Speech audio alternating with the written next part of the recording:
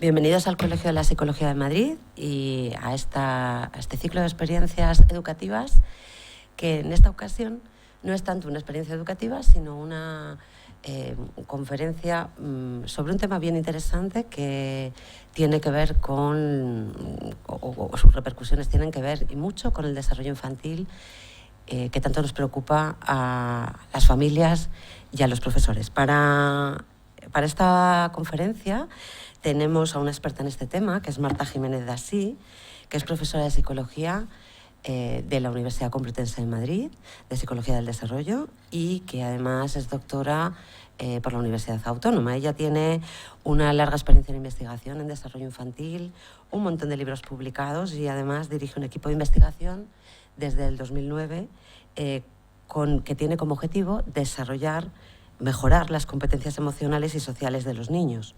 Ha dirigido varios proyectos I+D relacionados con este tema, con estos temas, y ha publicado pues algunos programas muy interesantes, programas dirigidos a los niños, a las familias, a los profesores, por ejemplo, Pensando las emociones con atención plena, y algunos otros libros de promoción de la salud a través de programas de intervención en contextos educativos. Bueno, su currículum es bien extenso y estamos deseando escucharla. Al final, bueno, para las personas que estén conectadas online, podéis ir poniendo vuestros comentarios si queréis, y yo en el momento que hagamos la pausa para las preguntas, al final se los comentaré a Marta. Cuando quieras, Marta. Muy bien, pues muchas gracias. No sé si se me oye bien. ¿Sí? Vale, bueno, pues buenas tardes a los que están aquí y a los que están por ahí en el espacio y no vemos. Bueno, mi nombre es Marta Jiménez Dasí, como ha dicho Belén, y soy profesora en la Complutense. Como ha dicho también ella, llevo muchos años trabajando sobre cómo promocionar competencias emocionales y sociales en niños, y es un tema que nos interesa en el grupo de investigación porque entendemos que las competencias emocionales y sociales son como pilares básicos de desarrollo sano, ¿no? Sin estas competencias es muy difícil tener un desarrollo ajustado, y son competencias que repercuten en muchísimos ámbitos del desarrollo infantil y luego en el desarrollo adulto. Así que este, digamos, es el origen del tema que hemos ido trabajando. Hoy voy a hablar de otra cosa que no tiene nada que ver con esto, y he llegado hasta aquí porque en los últimos años, con las cosas que he ido leyendo sobre cómo fomentar el desarrollo sano, pues me he ido dando cuenta de que los autores se van cada vez más atrás.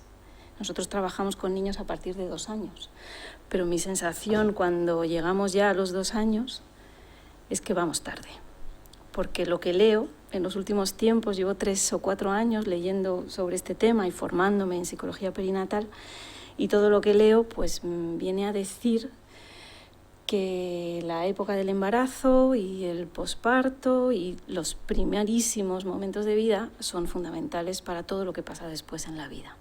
Y eso es lo que me ha hecho irme hacia la psicología perinatal, intentar entender cuáles son esas bases del desarrollo sano que son anteriores al desarrollo temprano, que es el que nosotros siempre hemos pensado que era donde tendríamos que actuar, y ver qué es lo que se puede hacer antes de eso, ¿no? Y por eso estoy hoy hablando de esto. He titulado esta ponencia de madres a hijas porque lo que leo en los últimos tiempos, y esto es de lo que voy a hablar sobre todo al final, es de que hay una transmisión específica que va de las madres a las hijas que, por lo visto, tiene muchísimas repercusiones en la salud mental. Y de eso es exactamente de lo que quiero hablar hoy. Aunque voy a hablar de otras cosas, no solo este va a ser como el final, ¿no? Voy a hablar de adversidad, voy a hablar del embarazo, de qué supone el embarazo y qué sabemos hoy sobre el embarazo. Y finalmente hablaré de salud mental, haciendo una mención específica a esta cuestión de las madres y las hijas, ¿no? O estas reacciones en función del sexo, que parece que son muy relevantes. Así que bueno, estos son los 3 temas que voy a tratar, por ese orden. Voy a empezar con el embarazo, hablando sobre todo de cuestiones psicológicas, que se conocen muy poco, pero empezamos a saber algo. Voy a hablar un poquito de adversidad y, por último, de salud mental perinatal. El embarazo, como todo el mundo sabe, porque es evidente a los ojos de cualquier persona, es un momento de muchísimo cambio, ¿no? Hay unos cambios físicos visibles, enormes, y de esos sabemos bastante, porque la medicina se ha dedicado a estudiar esos cambios. Sin embargo, de toda la parte neurofisiológica y mucho más psicológica, sabemos poquísimo, y hace muy pocos años que los científicos se han dedicado realmente a intentar entender qué cambios tienen lugar en este momento de la vida de una mujer que es tan importante, ¿no? Y desde el punto de vista, bueno, casi empiezo con lo neurofisiológico, un pequeño apunte, pues por ejemplo empezamos a ver y a saber, porque ya hay datos que así lo muestran, que durante el embarazo se producen unas reorganizaciones masivas en el cerebro, que producen unas podas neuronales parecidas a las que se producen en la adolescencia, en áreas que están especialmente ligadas a la teoría de la mente. Y es un dato muy importante, porque esto lo que significa es que el cuerpo genera unos mecanismos de cambio que preparan a la madre para entender los estados mentales y emocionales del bebé de la mejor manera posible, ¿no? Y el último objetivo de todo esto, evidentemente, es el cuidado óptimo y la mejor vinculación posible, ¿no? Así que esto, desde el punto de vista neurofisiológico, pues ya sabemos que se producen estos cambios. Pero aparte de los cambios en la memoria, los cambios en las sensaciones perceptivas, esto también está bastante bien documentado, pero no hemos investigado mucho más allá de esto, ¿no? Y desde el punto de vista psicológico, como decía, pues sabemos bien poco. Sabemos que las mujeres, cuando están embarazadas, al principio tienen una especie de inestabilidad emocional. Esto es una creciente sensibilidad emocional, también podríamos decir. Y eso también es muy visible, porque todo el mundo conoce los antojos típicos de las embarazadas, ¿no? O estos momentos de repente de euforias o de llantos, ¿no? Y siempre se dice, bueno, los cambios hormonales del embarazo provocan estas inestabilidades emocionales, ¿no? Sin embargo, lo que por lo menos no sabemos o no se sabe así de manera tan clara, es que estos cambios emocionales en realidad tienen una función muy importante, que es sensibilizar a la mujer para empezar un proceso de revisión y de identidad, que es lo que va a ocurrir a lo largo del embarazo. Entonces, esta sensibilidad emocional desencadena un proceso de revisión de lo que son los vínculos primarios, es decir, los vínculos afectivos que se han tenido con los progenitores o con las figuras de cuidado, ¿no? Cuando se empiezan a revisar estos vínculos, pues si las experiencias han sido buenas, pues la mujer no va a tener ninguna sacudida, digamos, emocional, ¿no? Pero cuando las experiencias han sido negativas o no tan positivas, pues se va a empezar a mover un mare magnum emocional que en algunos casos va a ser muy difícil de llevar y además va a conllevar un estado de psicopatología, y aquí es donde empiezan los problemas en el embarazo, ¿no? Y por eso aparecen los trastornos de ansiedad o la depresión durante el embarazo, ¿no? Que son las dos psicopatologías más prevalentes y más estudiadas. Esta revisión de vínculos muchas veces lleva también a cuestionar o a necesitar elaborar cosas pendientes, ¿no? Desde duelos pendientes, traumas pendientes, situaciones adversas vividas que nunca se han realmente pasado por un filtro de elaboración, pues muchas veces esto resurge durante el momento del embarazo. Esto no es una cosa que la mujer embarazada haga de manera consciente. Esto es un proceso que aparece, y hay muchas embarazadas que se preguntan por qué están así, por qué piensan en esas cosas sin saber realmente qué es lo que les está pasando. Pero es un proceso desencadenado seguramente neurofisiológicamente, que es absolutamente común durante el embarazo. Esta sensibilidad, esta necesidad de revisión genera un proceso psíquico específico, que es lo que se ha venido a llamar, o algunos autores llaman, transparencia psíquica. Es como si la mente en este momento se volviera transparente y pudiéramos ver las cosas que antes no habíamos visto, ¿no? Como esos vínculos o esos duelos o esas adversidades que no habíamos procesado adecuadamente. Esta transparencia psíquica Los clínicos dicen que el embarazo es un momento óptimo para hacer terapia, precisamente porque esta transparencia psíquica facilita el ver las cosas y el querer solucionarlas, ¿no? Así que este es un momento muy bueno para hacer terapia.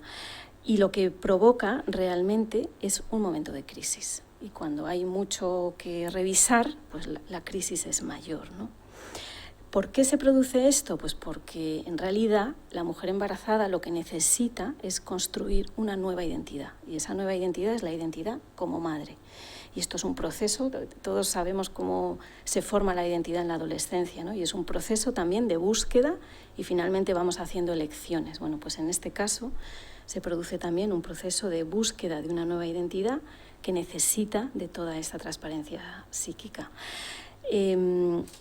Lo que necesita la madre en realidad con esta nueva identidad es prepararse para ese vínculo afectivo, porque cuando revisas quién eres, sabes quién eres, entiendes tus experiencias anteriores y tienes claro cuáles son las mejores formas de vinculación, pues entonces es cuando estás preparado para hacerlo tú. Si ese proceso no lo haces, pues es posible que llegues a ese momento y no sepas qué hacer con un ser tan pequeño y tan frágil como puede ser un bebé, ¿no? Así que, bueno, todo este es un proceso de preparación cuyo último objetivo es vincularse lo mejor posible con el bebé.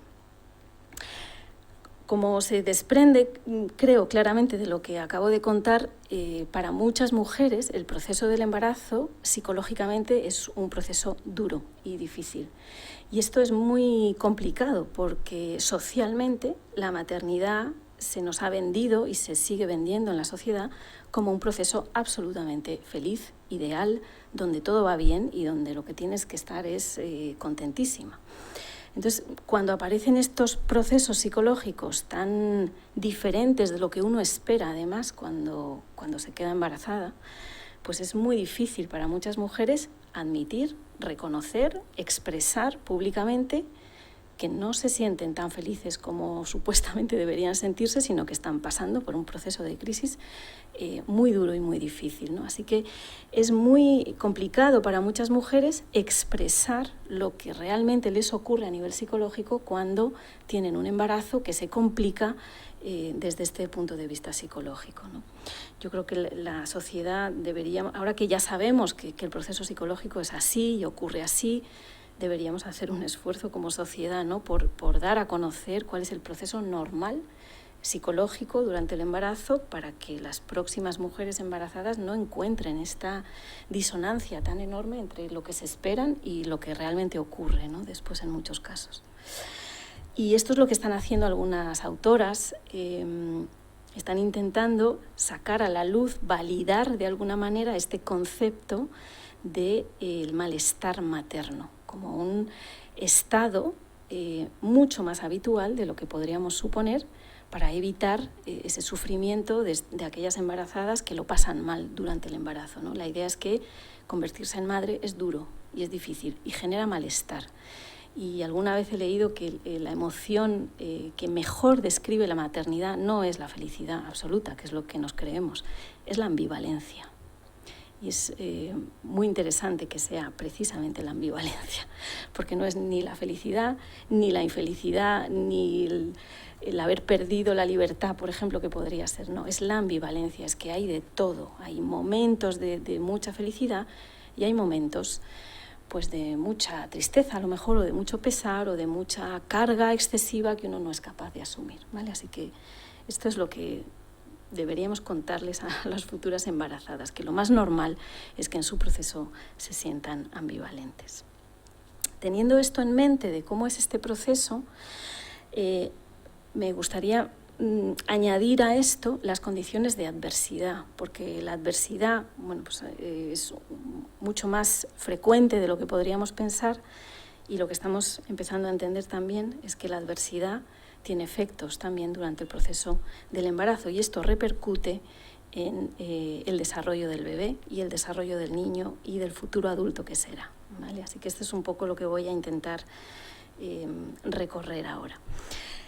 El estudio sobre la adversidad temprana, que son las experiencias adversas que se han vivido en la infancia, esto es lo que se llama ACE, abreviado, y me voy a referir a ello como ACE, Esto es una línea de trabajo que se inició en los años 90, cuando un médico encontró de manera completamente azarosa que los pacientes que él trataba por obesidad, que es a lo que él se dedicaba, y era un médico, no era psicólogo, estos pacientes, muchos de ellos habían sufrido abuso sexual en la infancia. Y esto, como digo, es algo que encontró de manera fortuita, ¿no? A partir de darse cuenta de esta asociación, empezó a tirar de este hilo y empezó a estudiar cómo la adversidad en la infancia podría tener un efecto en la condición de salud en la edad adulta, ¿vale? Y esta es la idea que guía toda esta línea de trabajo. Y efectivamente este señor encontró que hay unas asociaciones muy llamativas entre haber sufrido adversidad en la infancia y desarrollar condiciones de salud adversa, o condiciones más bien de enfermedad, ¿no? Las enfermedades que se han evaluado con estas categorías de adversidad, bueno, son de muchos tipos, ¿no? Hay salud mental y salud física, y quizás se ha evaluado más la salud física, me atrevería a decir, y se han encontrado pues asociaciones con enfermedades como la obesidad, por supuesto que es la primera que se vio, la diabetes, el cáncer, la fibromialgia, todas las enfermedades inflamatorias, el asma, todo este tipo de enfermedades parece que tienen mucha relación, están muy asociadas con la adversidad en la infancia, y también se ha encontrado que categorías de salud mental están relacionadas, como por ejemplo la depresión, la ansiedad.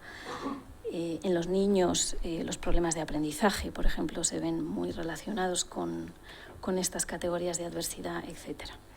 Las categorías de adversidad originales son estas que tenéis aquí: el maltrato físico, el maltrato emocional, el abuso sexual, que es, por cierto, la que deja mayores secuelas para el resto de la vida, la negligencia física, la negligencia emocional, y luego se añadieron otras que tienen que ver con la exposición a situaciones familiares. O sea, estas son más bien condiciones de los progenitores que vive el niño por estar expuesto a ellas en su entorno de domicilio, ¿no? Y son la enfermedad mental de los padres, la violencia familiar entre los padres, la separación o divorcio de los padres, el encarcelamiento de uno de los padres y el abuso de sustancias también de uno de los progenitores.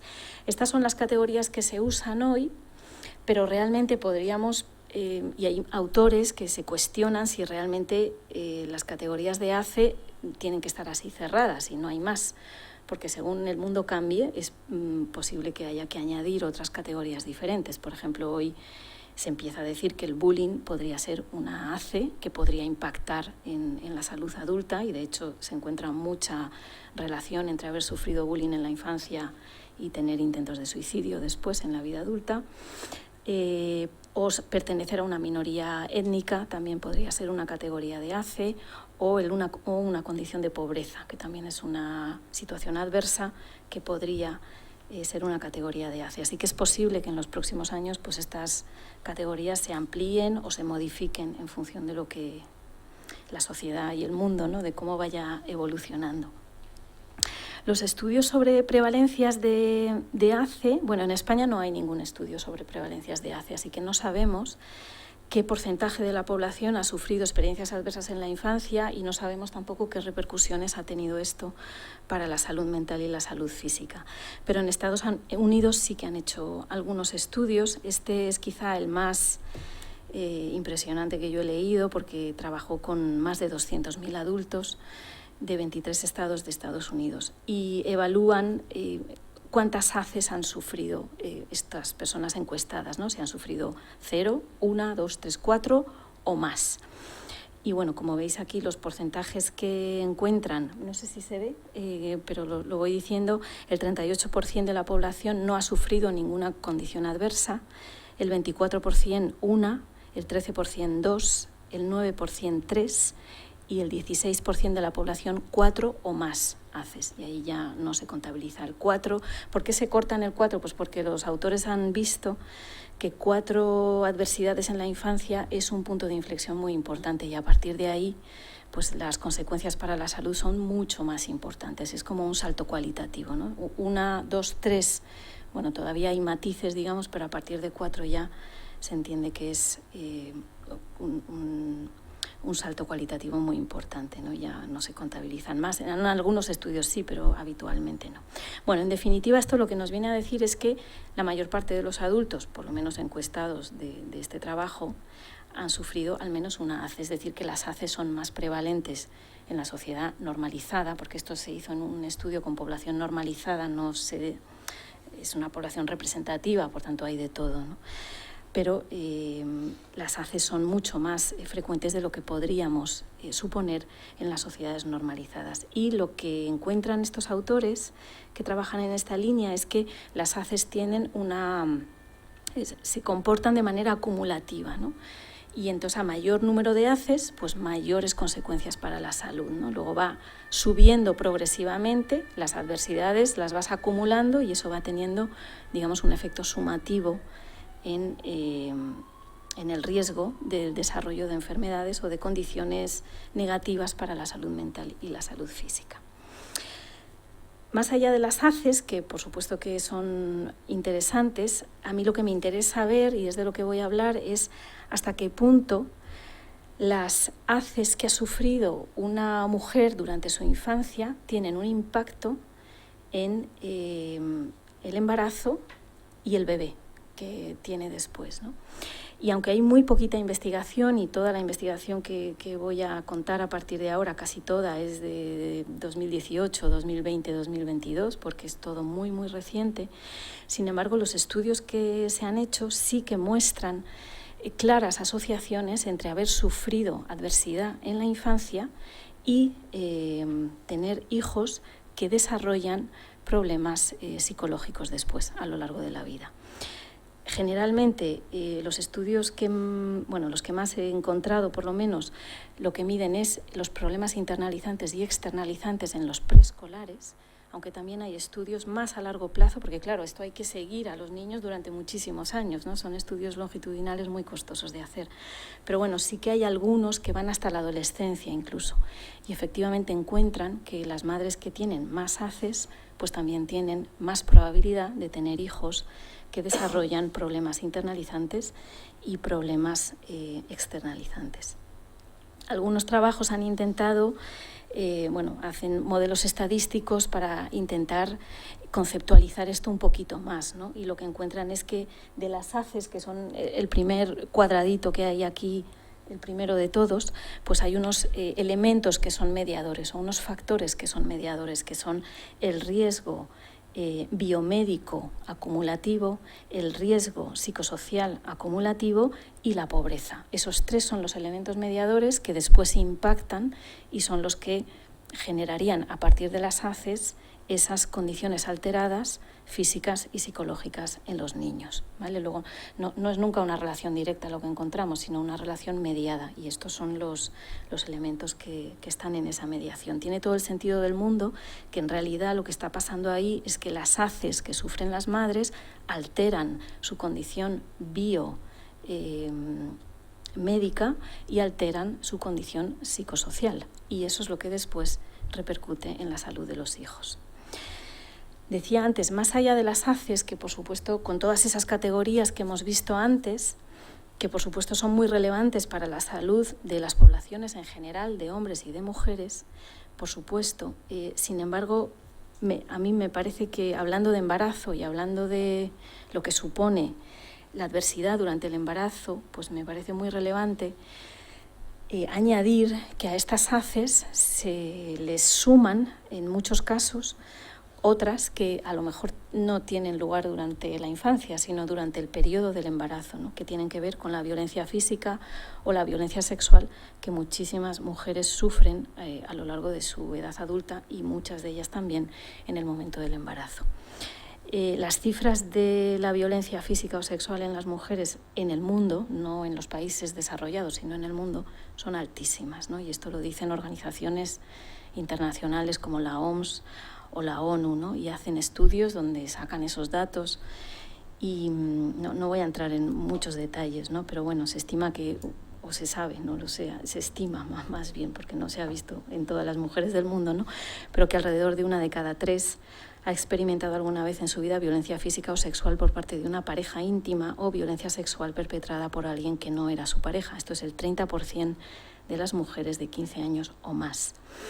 Estos datos, leo este parrafito, solo este, no incluyen el acoso sexual y algunos estudios nacionales muestran que la proporción puede llegar al 70% de las mujeres.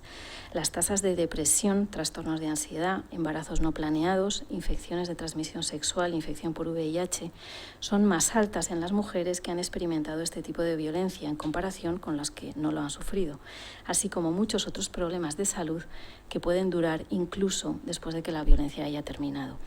Esto evidentemente es una ACE, aunque no sea en la vida infantil, ¿no?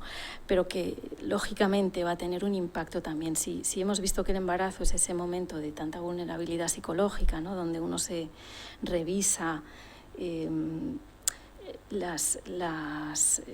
los vínculos afectivos, ¿no? Y evidentemente esto incluirá a la pareja en algún momento, ¿no? De esa revisión, pues si se están sufriendo condiciones de violencia, pues no me cabe la menor duda que esto también va a impactar de alguna manera en esa salud, ¿no? De la mujer embarazada. El estudio de prevalencia del que hablaba antes, de los 200.000 norteamericanos, pues cuando llega a los datos de abuso sexual, no sé si los veis ahí, cuando están desglosados en función del sexo, pues los varones tienen una prevalencia del 6,7% de abuso sexual y las mujeres del 16,3%. Estos datos de abuso sexual, estos son en la infancia o en la vida hasta los 18 años, que es cuando se miden las ACEs, también se han evaluado en otros trabajos que evalúan esto en el momento del embarazo. Y también se encuentran cifras muy altas de violencia y de abusos que rondan alrededor del 20% más o menos. En España yo solo conozco un trabajo que haya evaluado esto.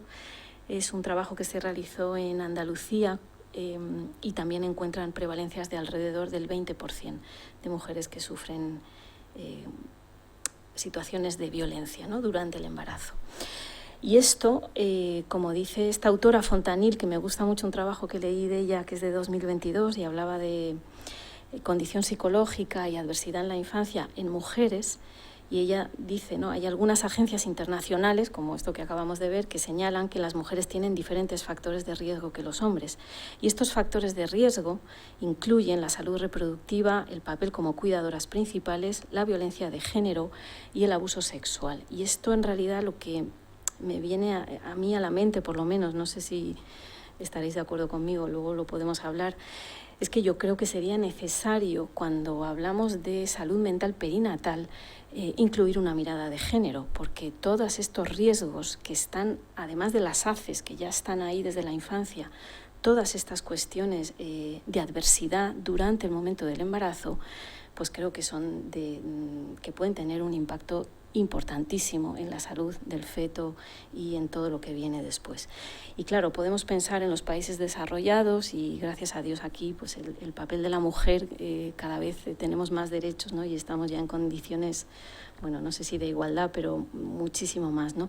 Pero hay que pensar también, si pensamos a nivel mundial, ¿qué pasa con las poblaciones de mujeres donde, bueno, pues los derechos están muy cuestionados, ¿no? Y hay unas cifras de violencia y de falta de derechos que son impresionantes. Estas mujeres también se quedan embarazadas y también dan a luz y estos problemas los sufren en unas proporciones gigantescas. Así que bueno, creo que esta perspectiva de género es interesante cuando hablamos de salud mental perinatal mundial, claro, cuando lo entendemos como un problema de salud mental de todas las poblaciones. Y esta salud mental es de la que voy a hablar ahora específicamente, de salud mental perinatal. Siempre que hablo de salud mental perinatal, en los últimos tiempos empiezo con este artículo que ya tiene años, ya tiene casi 10 años, es de 2014, porque los psicólogos claramente decimos que no puede haber salud si no hay salud mental, ¿no? Esto es una cosa que decimos siempre. Pero estos autores para mí dan en el clavo de la cuestión que a mí ahora me interesa, y es que no puede haber salud si no hay salud mental perinatal, por todas las repercusiones que estamos viendo que este periodo de la vida tiene en el desarrollo posterior, ¿vale? Y de esto es de lo que voy a hablar. Como he dicho antes, el momento del embarazo es un momento de mucha vulnerabilidad psicológica y esto nos puede llevar fácilmente a desarrollar trastornos como la depresión, la ansiedad y los trastornos de la conducta alimentaria. Estos son los 3 más prevalentes y más estudiados y mejor documentados. Dentro de ellos, la depresión, sin duda ninguna, ha sido el más estudiado, la depresión durante el embarazo y la depresión posparto. Y está muy documentado que la depresión, sobre todo en el posparto, tiene unas consecuencias gigantescas para el desarrollo del niño. Hay retrasos lingüísticos, retrasos motores, retrasos cognitivos y, por supuesto, problemas de autorregulación y problemas emocionales y de competencia social que se van desarrollando después. Simplemente complejamente quizás, porque la madre que tiene depresión posparto no está disponible para atender a ese bebé como se merece o como necesita y por tanto ni desarrolla un buen vínculo afectivo con el bebé ni es el andamio que el bebé necesita para ir pasando por todos los hitos evolutivos que necesita un bebé en el primer y el segundo año de vida, que sabemos que es el momento de mayor cambio cerebral y donde más conexiones neuronales se establecen, es cuando hay un desarrollo brutal, ¿no?, a nivel neurológico. Bueno, pues si una madre no está disponible en ese momento, pues claro, es fácil entender que eso va a tener muchísimas repercusiones en el desarrollo posterior, ¿no? Las tasas de prevalencia de la depresión están en torno al 20%, alrededor del 20%, entre el 15 y el 20% en casi todos los estudios que se han hecho en muchos países, ¿no? En muchos países desarrollados, por supuesto. Este es un estudio muy reciente hecho en España y por eso lo he traído hoy, pues para que manejemos cifras españolas y muy actualizadas. Creo que es un estudio de 2022, creo que lo encontré. Y es igual, encuentra tasas de alrededor del 20%. Es verdad que encuentra un pico un poquito más alto, 23% en el primer trimestre, esto baja al 17% en el segundo trimestre y luego en el tercero vuelve a subir al 21%, pero bueno, más o menos están alrededor del 20%. Es verdad que las tasas de depresión, lo que antes se llamaba la depresión mayor, aunque ya no manejamos esa etiqueta, están alrededor del 5%, o sea que bueno, ahí hay un margen también de intensidad de la sintomatología depresiva que no es igual en todos los casos.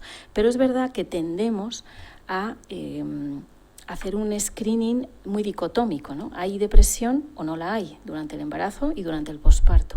Y perdemos de vista todos los demás casos, ¿no? Y hace poco encontré este artículo de Michael Meaney, que es uno de los mayores expertos en salud mental perinatal y que hace unos trabajos impresionantes con un equipo de gente espectacular. Luego hablaré un poquito, contaré algún estudio suyo. Y Michael Meaney lo que dice es que deberíamos cambiar nuestra concepción de la depresión durante el embarazo. Yo creo que esto es algo que hemos hecho ya en otras categorías diagnósticas, como el TEA, y porque lo que reclama es que pasemos a una concepción progresiva, ¿no?, o como un continuo, no como una categoría dicotómica, sino como un continuo. ¿Por qué dice eso? Pues porque han cogido muestras de mujeres que tienen síntomas subclínicos de depresión y claro, ahí encuentran un porcentaje bastante alto. Aquí en este caso, que trabajaron con una cohorte de 1.000 mujeres, han encontrado un 29% de subclínicos y un 9% de que ya dan unas puntuaciones en la escala de depresión durante el embarazo. A partir de 15 se considera una puntuación ya clínica. Bueno, pues ahí está ese 9%, ¿no? Pero claro, ¿qué pasa con los subclínicos? Pues los estudios que ha hecho este equipo, lo que han evaluado es si los bebés de las mujeres que puntúan subclínico tienen alguna consecuencia de esta sintomatología depresiva. Y como veis en estas gráficas, los puntos aparecen a lo largo de todo el continuo. Evidentemente, las madres que no tienen depresión, que son las que puntúan 0, 5, hasta ahí, pues ahí están más acumuladas ahí los efectos del bebé. Pero a partir del 10, que son las subclínicas, y hasta el 15, pues todo eso, hay una sintomatología en algunos casos, o unas consecuencias más bien, para los bebés que son muy parecidas a las que presentan las mujeres con puntuación clínica. No sé si se entiende la idea, ¿sí? Y esto que evalúan estos autores, los puntitos que tenéis arriba, son los cambios en la amígdala del recién nacido, y en la gráfica de la derecha es el grosor de la corteza cerebral. Estas son medidas tomadas en el recién nacido. Lo que nos está indicando esto es que ya el recién nacido presenta cambios neurofisiológicos o neuro, sí, más bien, como consecuencia de esos síntomas depresivos de las madres, y esto se produce también en los subclínicos. Cuando se evalúan a los niños a los 4 años, que son los resultados de las gráficas de barras que tenéis abajo, pues también se encuentra que, por supuesto, las madres que tienen altos niveles de depresión tienen mayores probabilidades de que sus hijos a los 4 años presenten problemas internalizantes, que es aquí, o externalizantes. Pero las mujeres que han tenido niveles bajos o moderados, como veis, también hay una proporción nada despreciable de niños que desarrollan esta sintomatología. Por eso Michael Meaney aboga por que cambiemos esta concepción de la depresión durante el embarazo y adoptemos esta idea de entenderla como un continuo. Yo creo que esto lo vamos a ir haciendo progresivamente con todos los trastornos, y entiendo que esto sería, desde luego, trasladable a la ansiedad, que también es el otro trastorno más prevalente durante el embarazo y sobre el que hay muy poquita información, pero entiendo que si hiciéramos una medición de este tipo también encontraríamos que los subclínicos en ansiedad también tienen repercusiones para los bebés y los niños. ¿Y por qué ocurre esto? Bueno, pues esto parece que ocurre porque durante el embarazo pasa algo que algunos autores llaman programación fetal y otros autores llaman programación materna, y es que lo que ocurre es que todas las hormonas que circulan durante el embarazo, en función de la condición de salud física y de salud mental de la madre, van a producir determinados cambios epigenéticos que van a repercutir en cómo se va formando el feto y en cómo se va produciendo el neurodesarrollo del feto. Y esto es exactamente la programación fetal o programación materna. En modelos animales hay muchísima evidencia de que esto es así, es decir, que la condición de salud de la madre afecta al feto durante el momento del embarazo y que esto tiene repercusiones a largo plazo en la vida, porque los cambios que se producen son epigenéticos, es decir, que se producen modificaciones en el ADN que luego cambian la expresión de los genes, ¿vale? Por eso son cambios duraderos y a largo plazo. En modelos, en humanos hay menos evidencia, claro, porque esto es muy difícil de controlar, ¿no? Con los modelos animales, pues tienes a las ratas en el laboratorio y allí es muy fácil controlar todas las variables y por eso la evidencia es muy clara y hay muchísima. En los modelos humanos, pues llevamos 20 años trabajando en esto o intentando ver esta conexión, y yo creo que ahora, bueno, Vivek Glover, esta mujer, esta primera autora que tenéis aquí, también es una de las personas que más sabe sobre salud mental durante el embarazo, y ha estudiado muchísimo cómo el TDAH tiene mucha relación con el nivel de estrés de la madre durante el embarazo, y Vivek Glover dice que llevamos ya 20 años estudiando esto y ahora sí hay suficiente evidencia como para decir que efectivamente en humanos también se produce esta programación materna o programación fetal. Pero más allá de esta programación, lo que estoy viendo en los últimos, y esto sí que es súper reciente también para mí, en los últimos meses os diría, es que hay una pauta ligada al sexo del feto. No es solo que el estado de la madre afecte a cómo se desarrolla, sino que hay diferencias ligadas al sexo. Algunos autores hablan de vulnerabilidad, como en este artículo, que esta es una revisión de la literatura, pero otros autores, y a mí me gusta más cómo lo encajan otros autores o cómo lo enfocan, hablan más de una reacción del feto. No es tanto que el feto sea vulnerable, más o menos vulnerable a un estado de la madre, sino que el feto reacciona de manera distinta en función del sexo a la condición de la madre, ¿vale? Ahora voy a entrar un poquito más en esto.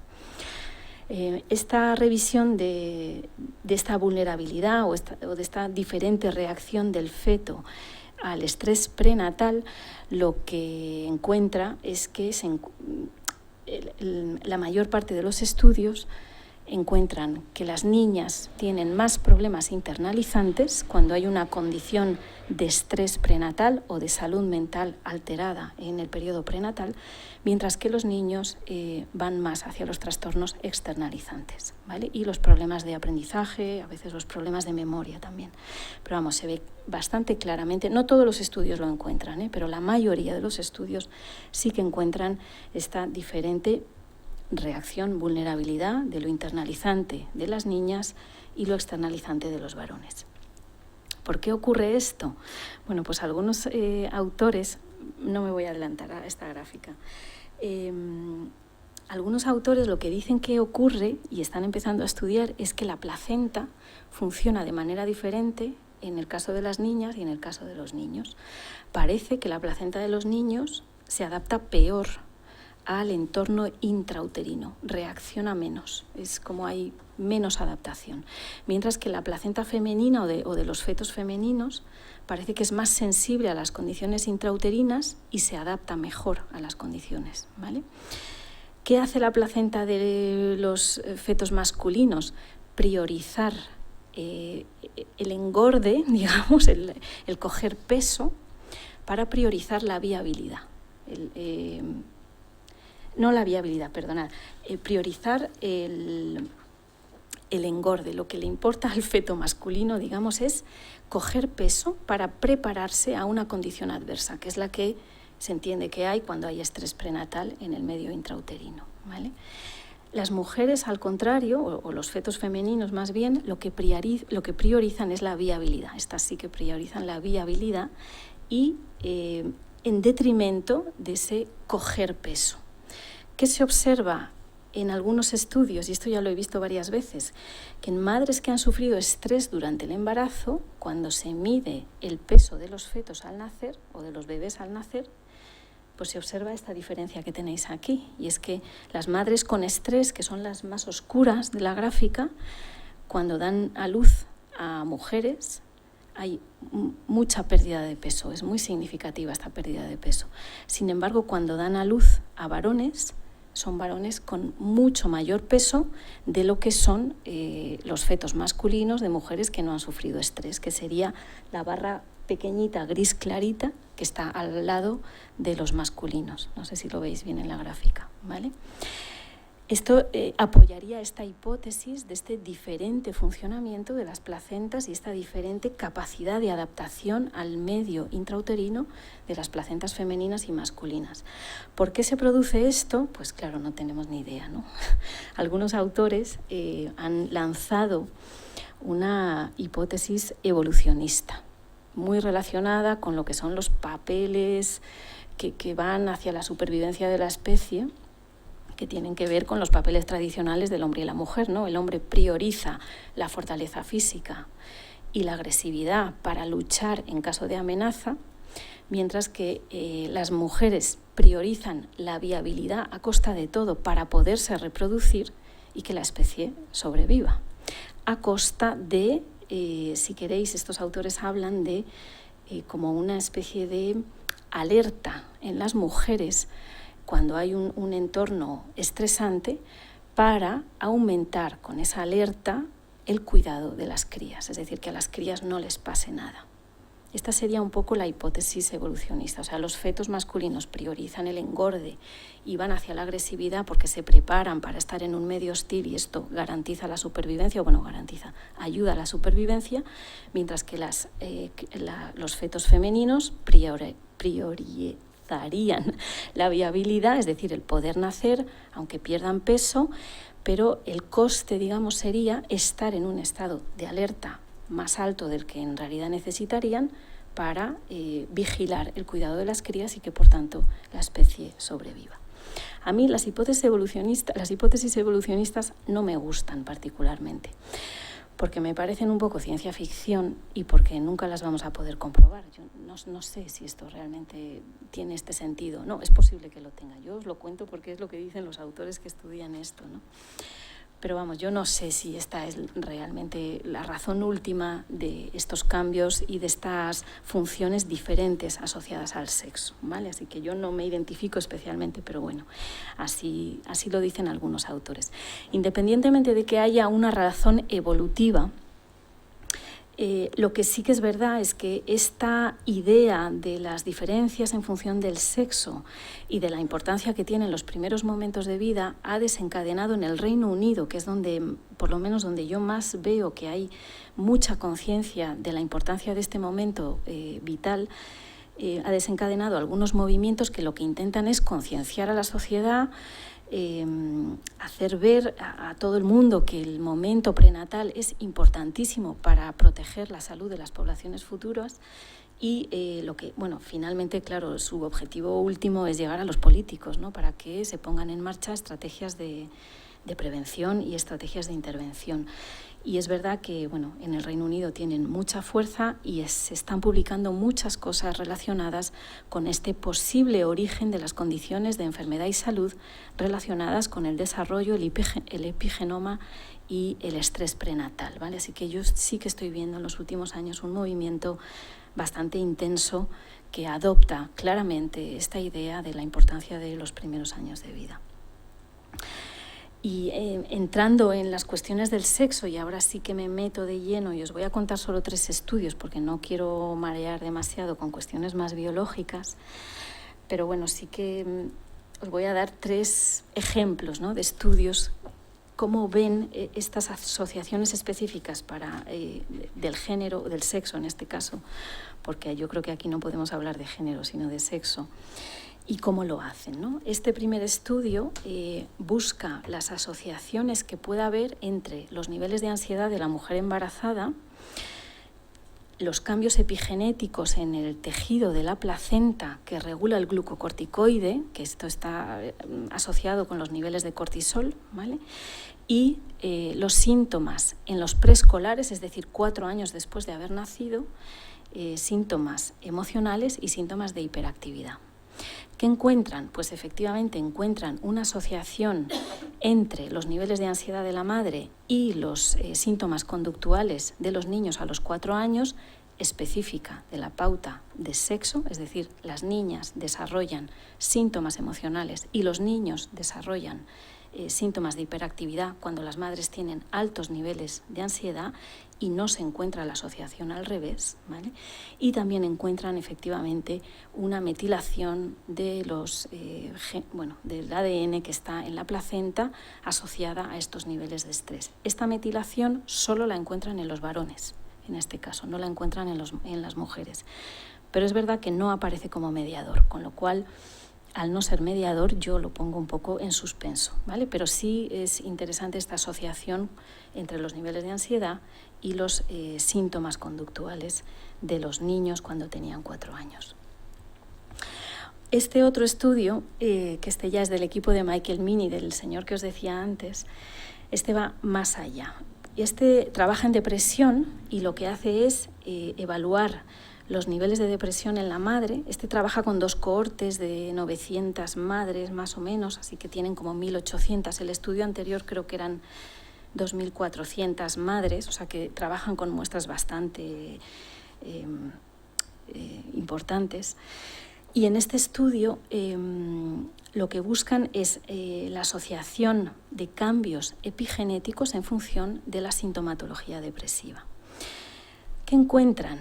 Pues encuentran que efectivamente las madres que tienen altos niveles de depresión tienen más probabilidades de tener un cambio en la metilación del ADN, que lo miden en la sangre de la madre, cuando el feto es femenino.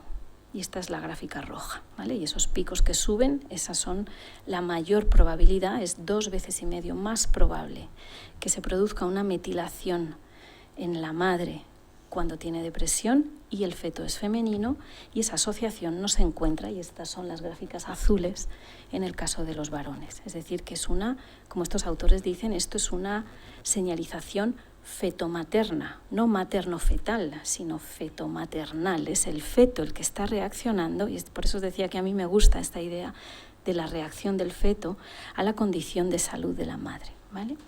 También encuentran, claro, luego van a ver esta metilación que se produce en estas madres que tienen depresión, cómo se expresa esto en los genes que están, el ADN que está metilado, qué expresión tienen los genes y que encuentran pues que efectivamente se expresan mayoritariamente en el cerebro y en circuitos asociados tradicionalmente a los mecanismos de la depresión.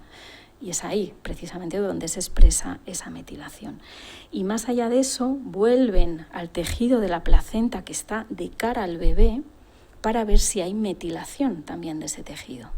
Y efectivamente encuentran, y es la gráfica que tenéis abajo, que los fetos femeninos también tienen metilación en el tejido de la placenta que está de cara al feto, en el caso de las niñas, cuando las madres tienen depresión, pero esa metilación no se encuentra en la placenta en el caso de los niños. Así que esta es un claro ejemplo de cómo esa condición de la madre de salud afecta de manera diferencial en función del sexo.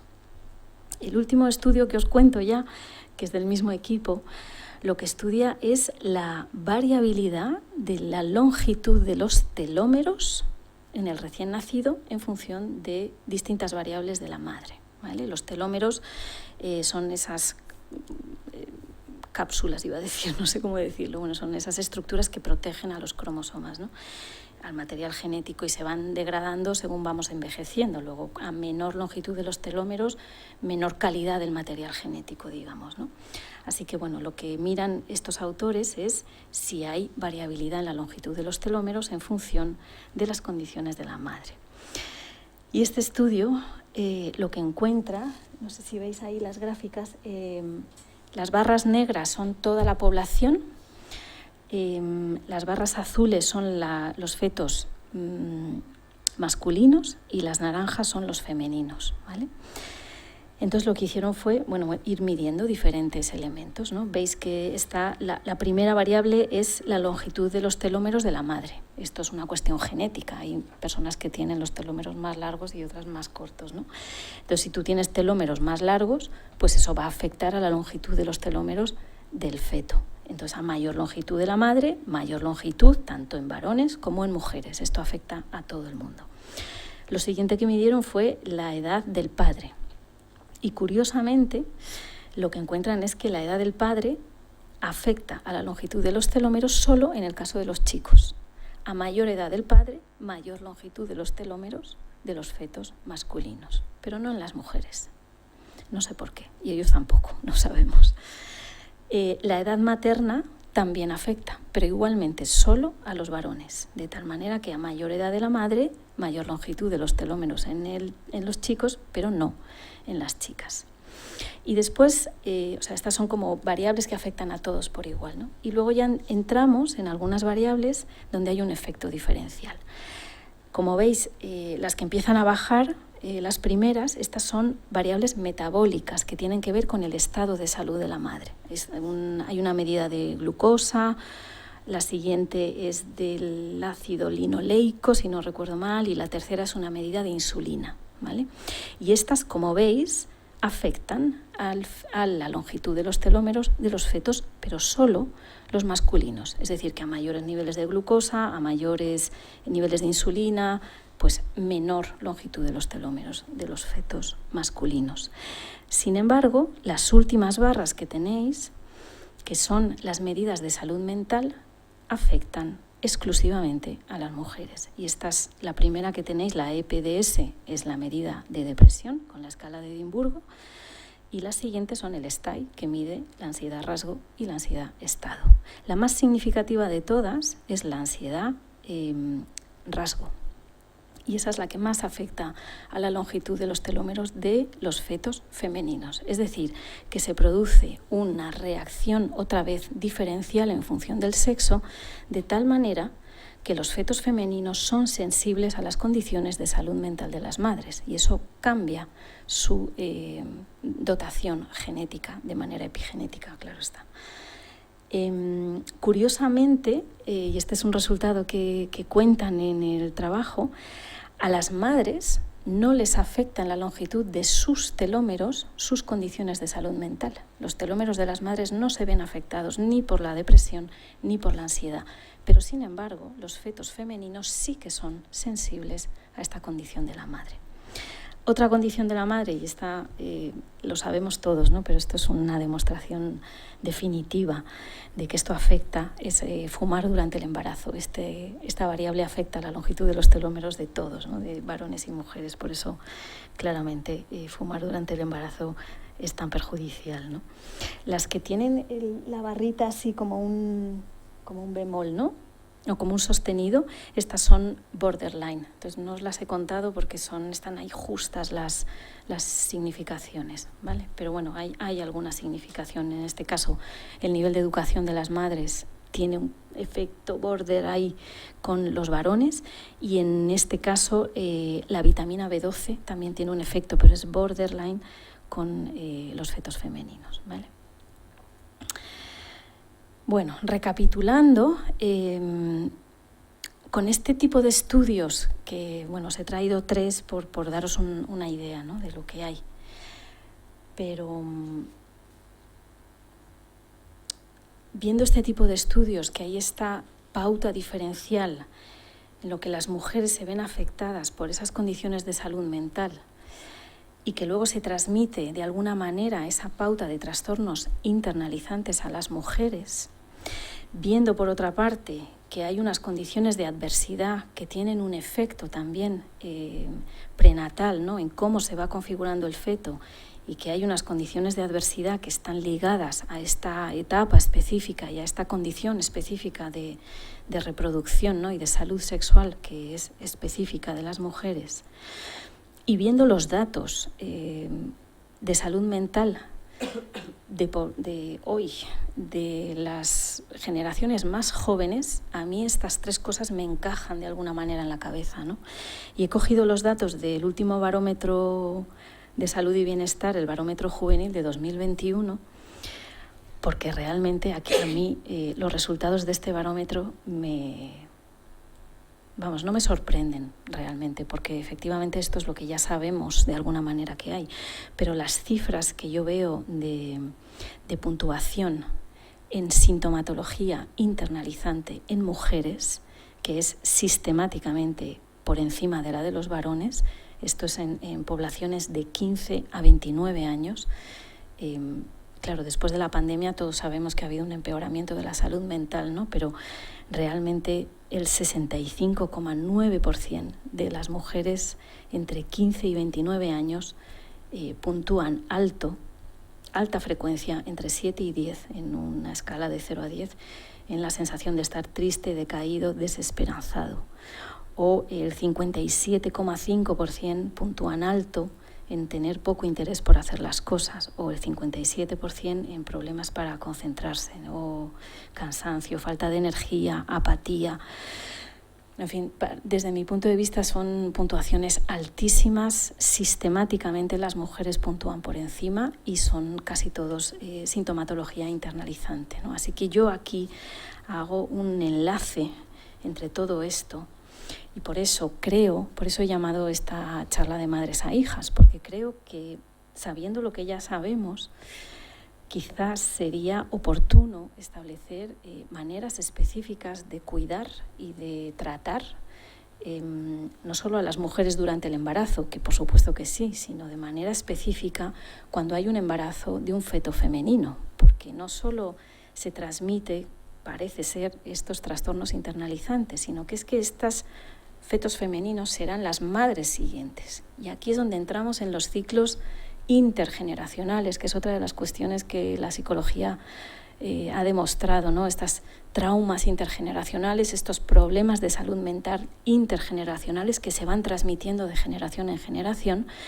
Pues yo encuentro aquí una respuesta, la verdad, bastante clara y bastante fiable de qué es lo que está pasando y por qué se produce esta transmisión intergeneracional. Así que desde mi punto de vista sería quizás momento, si la investigación sigue confirmando estas pautas, de buscar estrategias específicas de intervención en madres embarazadas de fetos femeninos y madres embarazadas de fetos masculinos, porque ni las consecuencias son las mismas, ni las transmisiones van a ser las mismas, ¿no? Y esta es un poco la idea de poner el énfasis en esto de madres a hijas, ¿no? Cómo esto se va transmitiendo.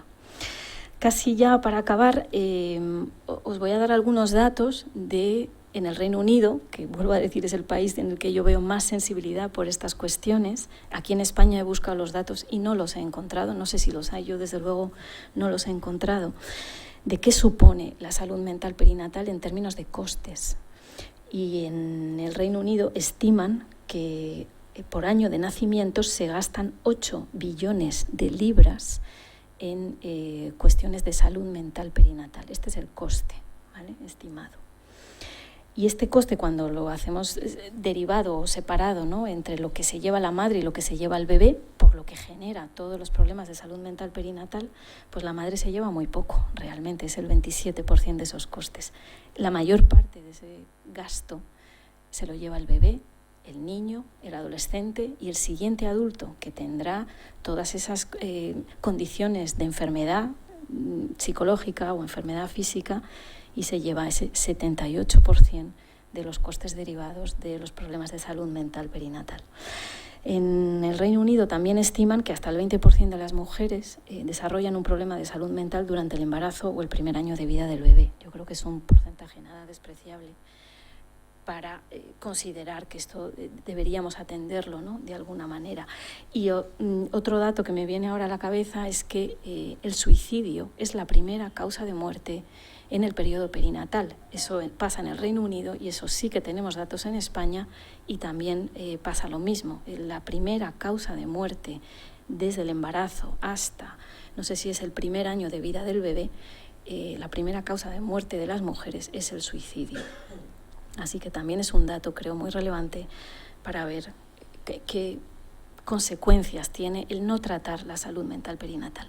La salud mental perinatal no se trata en los países desarrollados tampoco, prácticamente en ninguna unidad dedicada al embarazo. No hay psicólogos perinatales, no hay psiquiatras perinatales, excepto en algunos casos contados que son excepcionales.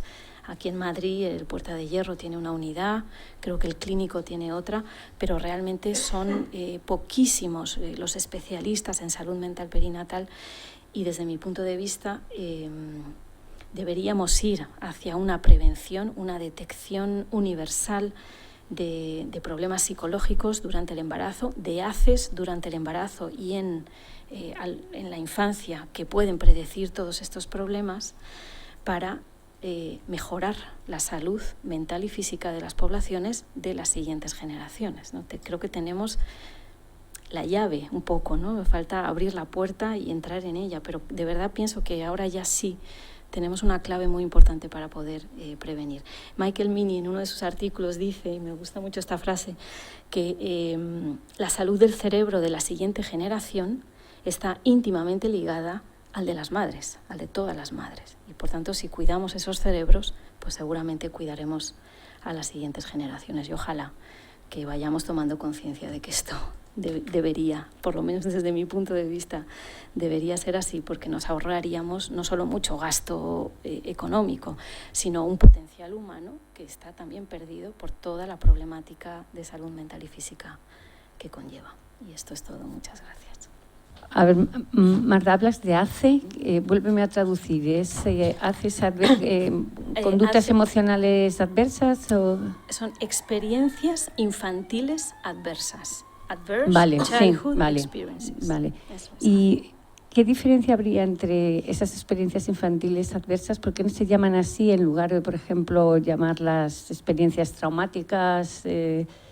Porque en realidad son experiencias de esas que llamamos de los pequeños traumas que a veces uno asocia al trauma a algo muy gordo, pero son esas pequeñas experiencias que están influyendo y que todos lo sabemos, ¿no? Como decías, esa influencia en las conductas posteriores de los niños, o sea que sería para ti... En realidad, desde mi punto de vista, y vamos, por todo lo que he leído, son sinónimos, o podríamos entenderlos como sinónimos. Lo único que este médico que empezó a trabajar en las ACEs hizo estas categorías y desde ahí se llamó ACE a toda la línea de investigación que trabaja acerca de cómo eso influye en las condiciones de salud después. Pero, o sea, lo único que es específico de las ACEs es que se sufrieron en la infancia, hasta los 18 años, y ven las repercusiones a largo plazo después. Pero efectivamente, yo creo que el trauma, o sea, estas categorías de ACE en realidad es trauma, porque un abuso sexual en la infancia, eso es trauma, y un maltrato o una negligencia, eso son categorías de trauma. Así que, en ese sentido, pues, son sinónimos. Lo único que es específico de ACE, ya te digo, es el nombre que le han puesto a esa línea de investigación y que fueron sufridas en la infancia. Tengo que reconocer que me gusta lo de ACE más que lo del trauma, ¿no? Porque el trauma, uno a veces ahí tienes como, o sea que, pero veía que todo lo que trabajamos, todo lo que hacemos de trauma, y luego muchas gracias por dar. Bueno, me ha encantado, Marta, la charla y sobre todo, una vez más, la importancia de la prevención, a lo que no se dedica tiempo y esfuerzo, que tiene que ver con toda esa educación y muy interesante. Así que, bueno, ya hablaremos, he sacado así algunas claves de intervención. Gracias. Efectivamente, yo creo que la clave aquí es la prevención y de verdad pienso, igual soy un poco ingenua, yo no sé lo que cuestan los presupuestos, cuánto se destina y cuánto costaría, pero yo de verdad pienso que no sería tan caro organizar ciertas unidades de detección. Es que igual que una va al ginecólogo o al obstetra, ¿no?, cuando está embarazada y se mide cuánto mide el feto, ¿no?, con estas cosas de ultraimagen que tenemos ahora tan modernas, ¿no?, o a la madre se pesa sistemáticamente cuántos kilos has engordado, ¿no? Pues de verdad pienso que no sería tan costoso pasar un cuestionario de ACE, una prueba rápida. La escala de Edimburgo son 10 ítems lo que tiene, 10 ítems. Entonces, no sé realmente si sería tan costoso y tan imposible pasar un screening de depresión, de ansiedad y alguna entrevista mínima para detectar posible violencia, ¿no?, en la mujer, porque esas son las categorías que sabemos que repercuten, ¿no? ¿Sería de verdad tan difícil de organizar? Pues yo creo que no, pero claro, eso no está en mi mano. Hola, Sí. lo primero, darte las gracias, decir que me he quedado absolutamente asombrado con los datos, o sea, los últimos son demoledores. Y luego dos preguntas, por mi optimismo antropológico. Es decir, si de todas esas ACEs hay algún estudio en el cual se vea si algo positivo, es decir, si has pasado por todo eso, te hace más resiliente o tienes unas fortalezas, que luego podríamos trabajar con esas fortalezas, la gente que lo supera, que me imagino que por el camino se quedará mucha gente. Eso es una de las preguntas.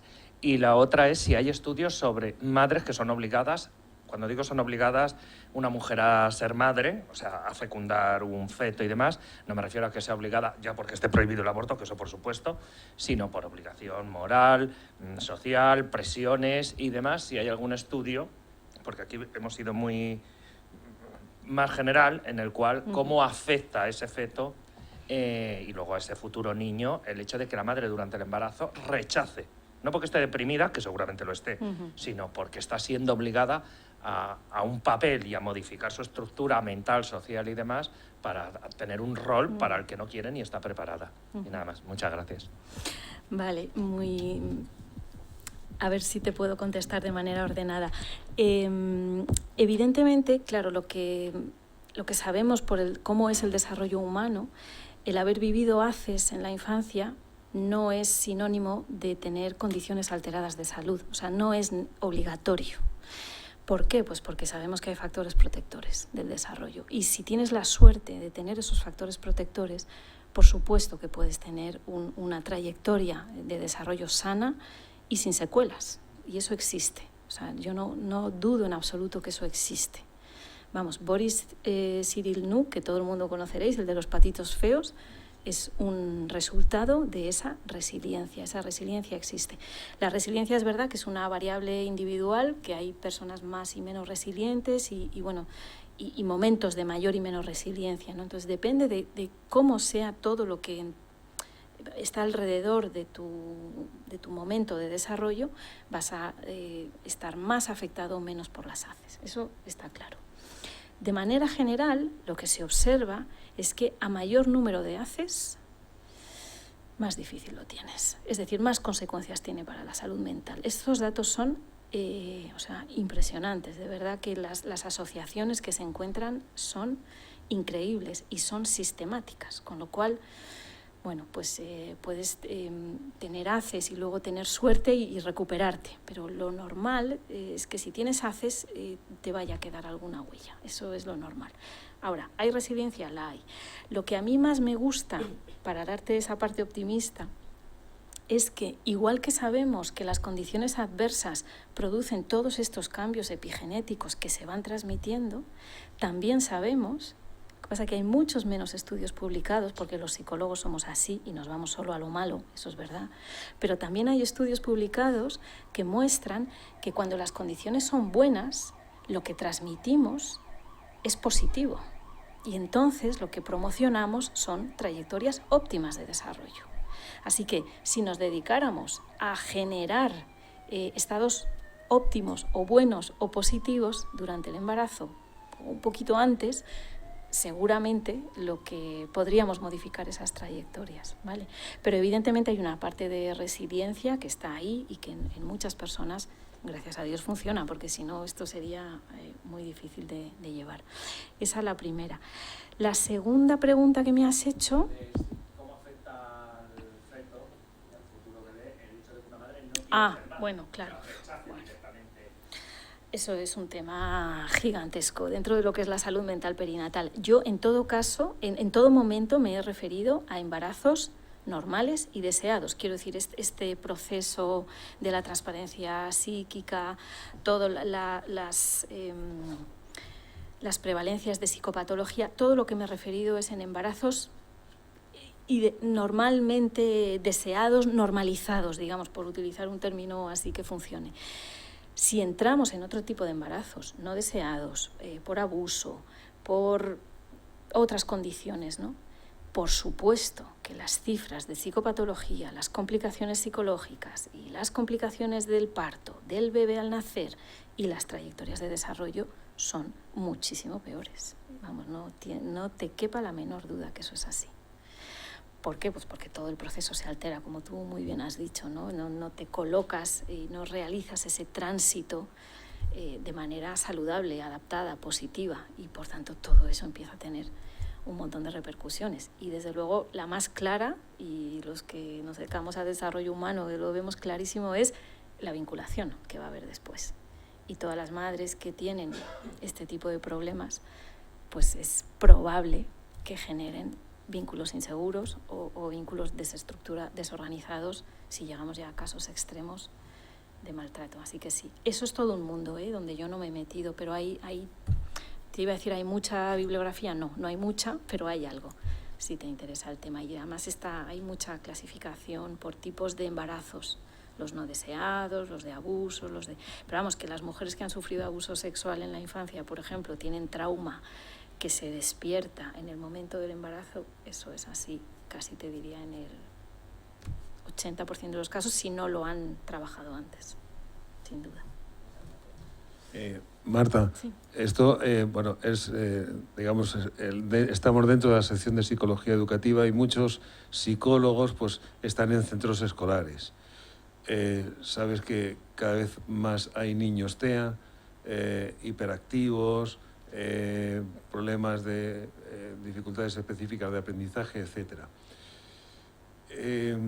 Todo lo que has contado es muy interesante, pero ¿hay algún estudio que nos vaya indicando por qué hay mayor número de niños TEA, aparte de que a lo mejor el diagnóstico pues es más exacto ahora, etcétera, etcétera? ¿Hay sobre ello Sí, algo que nos puedes decir? Efectivamente, los estudios de Vivek Glover lo que muestran es que, por ejemplo, las prevalencias de hiperactividad están totalmente asociadas, relacionadas. Claro, no podemos hablar de causalidad porque no sabemos, ¿no?, la causa, pero hay clarísimas asociaciones con el estrés de la madre durante el embarazo.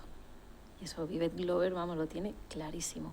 Por eso ella dice, lo más importante que podemos hacer es cuidar la salud mental de la madre embarazada, de la mujer embarazada, porque de ahí derivan muchísimas tasas después de hiperactividad, de dificultades del aprendizaje, y los casos TEA, en algún caso sí que he leído que hay muchísimo trauma detrás de muchos nacimientos después de niños que han sido diagnosticados de TEA.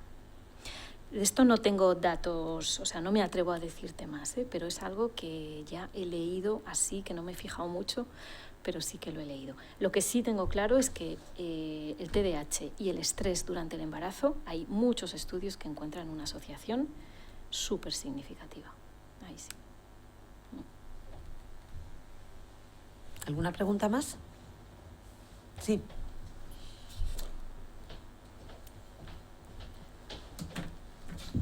Hola. Hola. Gracias por la presentación, que me ha encantado y que va en la línea a través de lo que está estudiando mucho Boris Cyrulnik y lo de los 1000 días y todos los estudios que están haciendo. Pero según estabais hablando, me ha llamado la atención sobre los haces, ¿no? Y entonces hay unos haces que pueden ser externos, ¿no?, que se están dando en la dinámica social de la embarazada, y unos haces internos que se ponen en marcha con esa reconfiguración psíquica que tiene la madre. Pero luego has dicho que hay unos factores protectores. ¿Y cuáles serían esos factores protectores cuando la película ya está montada en el interno de la madre, ¿no? ¿Cuáles serían los recursos que tiene esa madre frente a esa cantidad de estrés que socialmente puede no estar acompañada, ¿no? Y la otra puede ser producto de un trabajo, no sé, una psicoterapia o una revisión que yo creo que le va a dejar casi más movida de lo que tenía antes. Pues mira, lo que dice la investigación es que el mayor factor protector para la mujer embarazada es el apoyo social. Ese es el mejor de todos. Es decir, estar con mujeres que están en su misma condición, que están pasando por un embarazo, y simplemente compartir los estados desagradables del embarazo. Ese es el mayor factor protector. Eso específicamente en el caso de la embarazada. Luego hay otros. El apoyo emocional de la pareja es fundamental, y uno de los mejores predictores es la calidad de la relación de pareja. Si tienes una buena calidad de relación de pareja, te están protegiendo y te están ayudando a sobrellevar todos estos malestares y estos posibles traumas que se te van a ir activando ahí, ¿no? Así que esos dos te diría que son los más importantes. Luego hay otros que son factores estresantes, pero no dependen ya tanto de los recursos de la embarazada, ¿no? Como por ejemplo el nivel económico, el tener estrés económico, ¿no? Pues no tener suficientes recursos para el cuidado del bebé. Eso es algo que en la actualidad estresa muchísimo a las madres y a los padres. Y el apoyo familiar.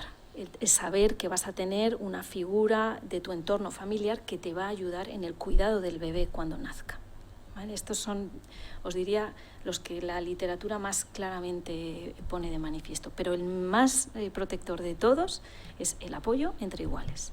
Y por eso, perdón, lo último, los grupos de mujeres son la estrategia más eficaz de intervención que hay, la más eficaz de todas.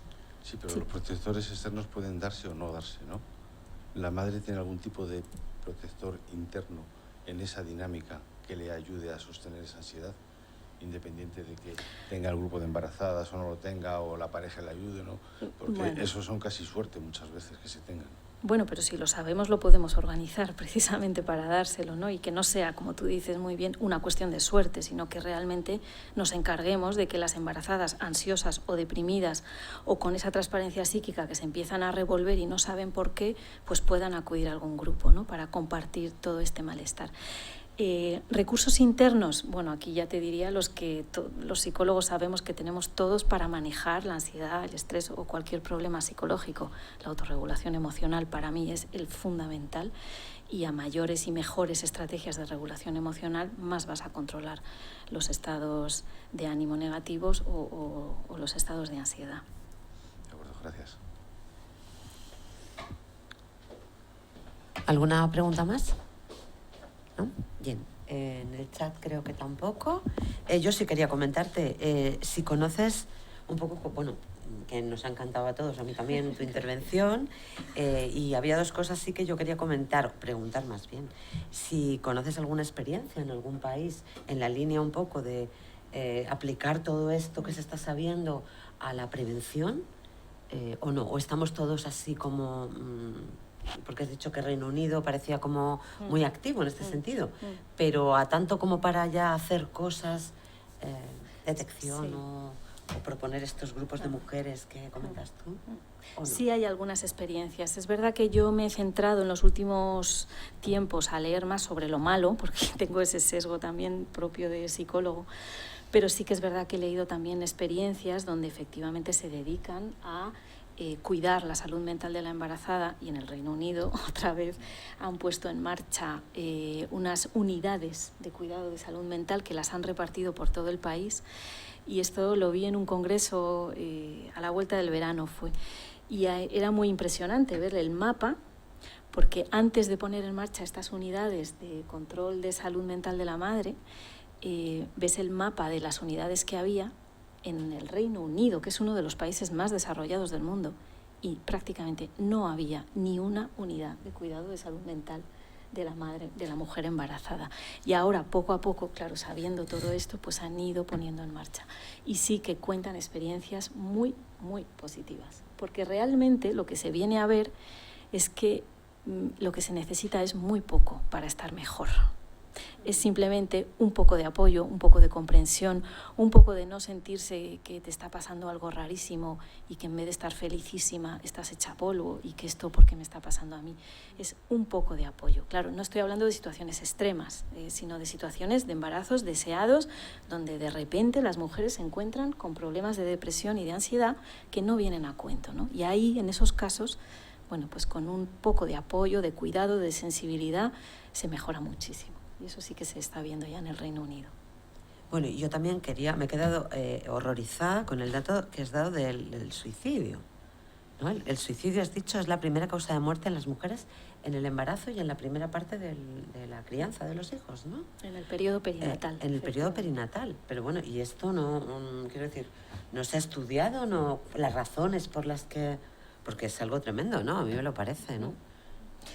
Pues hace poquísimo leí un artículo de gente que se dedica a suicidio y gente que se dedica a salud mental perinatal, y hicieron un artículo que, vamos, está en abierto, os lo puedo pasar si queréis, donde hablan de el tabú del suicidio en el momento perinatal, porque claro, si hay algo más chocante, si pensamos que el embarazo es el momento de mayor felicidad en la vida de una mujer y de un hombre, y sin embargo eso termina con un suicidio, pues esto es para nuestra mente es muy difícil de asimilar. Entonces se entiende, o sea, se ha vivido, yo creo, mucho como un tabú y hay muy poca investigación. Pero este es el dato que dan ellos, que son los expertos en suicidio y en salud mental perinatal. Cuando decíais lo de los países, mi hija ha vivido en Australia y ha tenido allí una niña en Australia, y ese apoyo social que decías, Marta, sí que lo han favorecido, y se juntaban todas las madres que habían tenido niños al mismo tiempo.